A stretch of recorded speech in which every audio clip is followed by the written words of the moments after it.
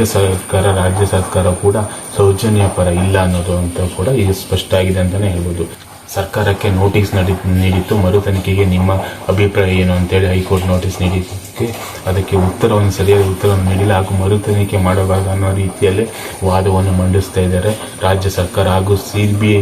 ಕೇಂದ್ರ ಸರ್ಕಾರವು ಕೂಡ ಮರು ತನಿಖೆಯ ಬಗ್ಗೆ ಒಲವು ತೋರಿಸ್ತಾ ಇಲ್ಲ.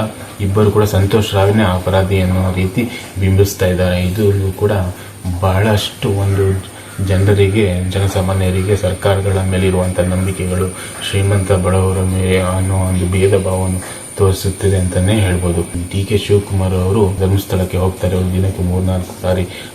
ಆದರೂ ಒಂದು ದಿನ ಬಡ ಒಕ್ಕಲಿಗೆ ಹೆಣ್ಣು ಮಗಳ ಪರ ಧ್ವನಿ ಎತ್ತಲಿಲ್ಲ, ಮಾತಾಡಲಿಲ್ಲ. ಅದೇ ರೀತಿಯೇ ಈಗ ಅವರು ಮುಖ್ಯಮಂತ್ರಿ ಆಗಬೇಕಂತ ಹೇಳಿದರೆ ಈ ಒಕ್ಕಲಿಗ ಸ್ವಾಮೀಜಿಗಳ ಹತ್ರ ಎಲ್ಲ ಮಾತಾಡ್ಸೋದು, ನಾನು ಮುಖ್ಯಮಂತ್ರಿ ಆಗಬೇಕು, ನೀವು ನನ್ನ ಪರವಾಗಿ ಮಾತಾಡಿ ಅಂತ. ಅದೇ ಬಡ ಒಕ್ಕಲಿಗ ಹೆಣ್ಣು ಮಗಳ ಪರವಾಗಿ ಒಂದು ದಿನ ಧ್ವನಿ ಎತ್ತಿಲ್ಲ, ಸರ್ಕಾರದಿಂದ ಆ ನೋಟಿಸಿಗೆ ಉತ್ತರ ಕೊಡಿಸಿಲ್ಲ. ಅದರ ಬದಲಾಗಿ ಈ ದಣಿಗಳಿಗೆ ಇಮೇಜ್ ಕೊಡೋಕ್ಕೆ ಹೋಗಿ 3-4 ದಿನದ ತನಕ ಸೋಷಿಯಲ್ ಮೀಡಿಯಾದಲ್ಲಿ ಅಪ್ಲೋಡ್ ಮಾಡೋದು. ಫೇಸ್ಬುಕ್ಕು, ಈಗ ಟ್ವಿಟರ್ ಆಗಿರ್ಬೋದು, ಇನ್ಸ್ಟಾಗ್ರಾಮ್ ಇರ್ಬೋದು, 3-4 ದಿನಗಳಿಂದ ನಾವು ಧರ್ಮಸ್ಥಳಕ್ಕೆ ಹೋಗಿದ್ವಿ ಅನ್ನೋದು ಅದನ್ನೇ ಫೋಟೋಗಳನ್ನ ಅಪ್ಲೋಡ್ ಮಾಡೋದು. ಪ್ರಧಾನಮಂತ್ರಿ ಮೋದಿಜಿಯವರು ಈ ನಿಷ್ಠಾವಂತ CBI ಅಧಿಕಾರಿಯಾದ ಮುರುಗನ್ ಅವರ ಬದಲಾವಣೆ ಮಾಡಿದರು. ಮತ್ತು ಈಗಿನ ವಿರೋಧ ಪಕ್ಷದ ನಾಯಕನಾಗಿರುವ ಅಶೋಕ್ ಅವರು ಆಗಿನ ಗೃಹ ಮಂತ್ರಿ ಆಗಿದ್ದರು. ಆ ಸಮಯದಲ್ಲಿ ಸರಿಯಾದ ತನಿಖೆ ನಡೆಸಿದ್ರೆ 12 ವರ್ಷಗಳ ಕಾಲ ಈ ಪ್ರಕರಣ ನ್ಯಾಯಾಂಗದಲ್ಲಿ ಇರಲಿಕ್ಕೆ ಸಾಧ್ಯನೇ ಇರ್ತಿಲ್ಲ. ಸಂತೋಷ್ ನಿರಪರಾಧಿ ಆಗೋಕ್ಕೆ ಕಾರಣನೇ ಆಗಿರ್ತಿರ್ಲಿಲ್ಲ. ಈಗ ಸಂತೋಷ ಹೊರಗಡೆ ಇದ್ದಾನೆ.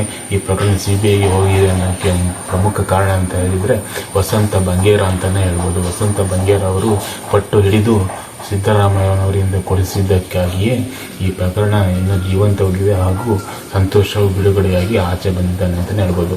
ಈ ಗೃಹ ಸಚಿವರ ಮಾತುಗಳನ್ನು ನೀವು ಕೇಳಿರ್ಬೋದು, ಇದೊಂದು ಮುಗಿದು ಹೋದ ಅಧ್ಯಾಯ ಸೌಜನ್ಯ ಪ್ರಕರಣ ಅಂತ ಹೇಳ. ಹಾಗಾದರೆ ಎಲ್ಲಿ ಮುಗಿದು ಹೋಗಿತ್ತು? ಈಗಷ್ಟೇ ಅಧ್ಯಾಯ ಆರಂಭ ಆಗಿದೆ ಅಂತಲೇ ಹೇಳ್ಬೋದು.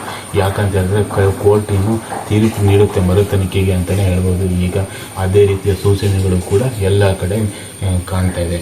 ಮರು ತನಿಖೆ ಆಗುವ ಸೂಚನೆಗಳು ಎಲ್ಲ ಕಡೆ ಕಾಣ್ತಾ ಇದೆ. ಹೈಕೋರ್ಟ್ನ ನ್ಯಾಯಮೂರ್ತಿ ಬಾಲಕೃಷ್ಣ ಅವರು ನೇರವಾಗಿ ಆರೋಪ ಮಾಡಿದ್ದಾರೆ.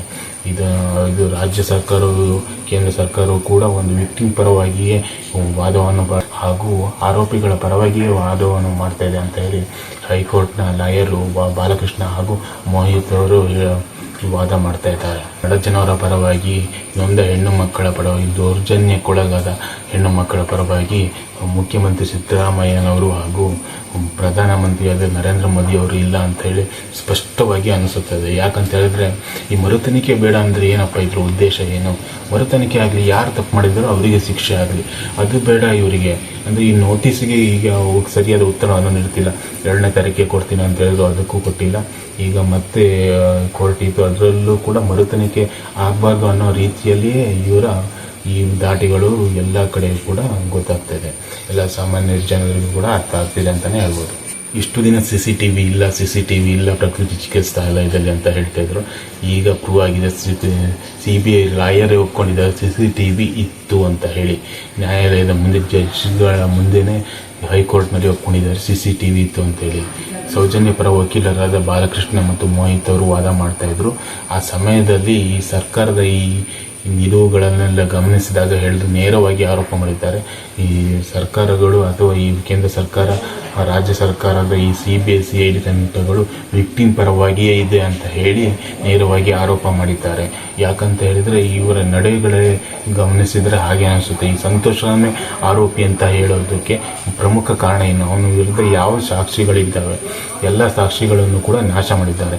ಆರಂಭಿಕ ಹಂತದಲ್ಲಿ ಪೊಲೀಸ್ ಅಧಿಕಾರಿ ವೆಜಿನಲ್ ಸಾಬ್ನ ಕಳಿಸಿ 1 ವಾರದ ನಂತರ ಟೆಸ್ಟಿಗೆ ಕಳಿಸಿ ಅದನ್ನು ಯಾವುದೇ ಟೆಸ್ಟಿಗೆ ಸಾಧ್ಯವಾಗದ ರೀತಿ ಮಾಡಿದ್ದೇ ಈ ಭ್ರಷ್ಟ ಅಧಿಕಾರಿಗಳು ಅಂತಲೇ ಹೇಳ್ಬೋದು.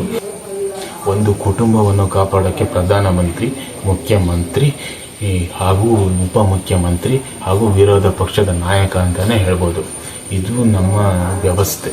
ಇದೇ ನಮ್ಮ ದೇಶದ ಒಂದು ಶ್ರೀಮಂತ ಬಡವ ಹಾಗೂ ಕಾನೂನು ಹಾಗೂ ದುಡ್ಡಿದ್ದರ ಪರನೇ ಇವ ರಾಜಕಾರಣಿಗಳು, ಬಡ ಜನರು, ದೌರ್ಜನ್ಯಕ್ಕೊಳಗಾದ ಹೆಣ್ಣು ಮಕ್ಕಳ ಪರ ಈ ರಾಜ್ಯದ ಮುಖ್ಯಮಂತ್ರಿ ಆಗಲಿ, ಪ್ರಧಾನಮಂತ್ರಿ ಆಗಲಿ, ಉಪಮುಖ್ಯಮಂತ್ರಿ ಆಗಲಿ, ವಿರೋಧ ಪಕ್ಷದ ನಾಯಕರಾಗಲಿ ಇಲ್ಲ ಅನ್ನೋದು ಸ್ಪಷ್ಟವಾಗಿ ಎಲ್ಲ ಕಡೆಯೂ ಕೂಡ ಕಾಣಿಸ್ತಾ ಇದೆ ಅಂತಲೇ ಹೇಳ್ಬೋದು.